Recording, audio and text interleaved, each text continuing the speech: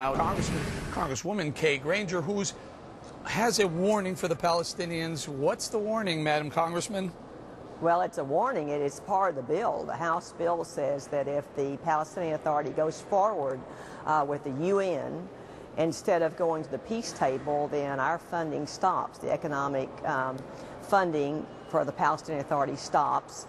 The coalition with Hamas means that the military support will stop. So that money you're talking about will not continue. So, Congressman, I'm a layperson here trying to figure out how we could have given them or sent them in excess of $4 billion over the last 10 or 15 years.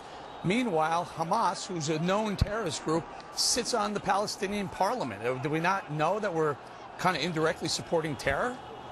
Well, that has happened in the past. Now, the coalition with Hamas says, by law, we cannot support a terrorist organization. That's what Hamas is, and so that's why it's very clear in our bill that that stops.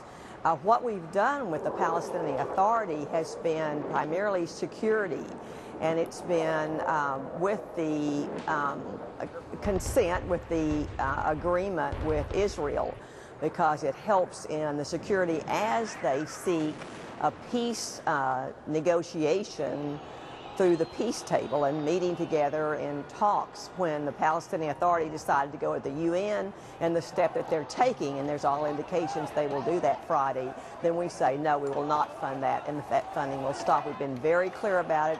It's in the bill. It's also in a letter that the ranking member, Nita Lowey, and I signed and sent to Abbas to explain that. Right. I've been to Israel. I was there in August and met with Fayyad and said the same thing. Do you understand that the funding stops? But here's the question.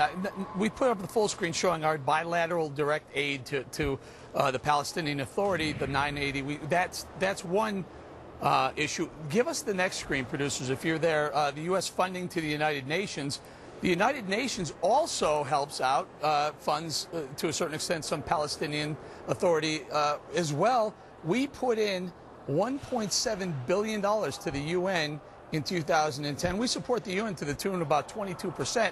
So there's even more money funneling its way into the Palestinian Authority. Is that right? That is right. The same bill. We've taken some very hard stands in this bill. That's the 2012 bill. And one of the things we do is withhold 30% of our funding based on audits, is to show and to make public what's happening with the money we give the UN. It also stops all funding to the Human Rights Council. So the questions you're asking and the concerns you're talking about are concerns that I certainly have as chair of the subcommittee. Fantastic. Thank you so much for your time, Congresswoman Granger. All right, we'll bring it out.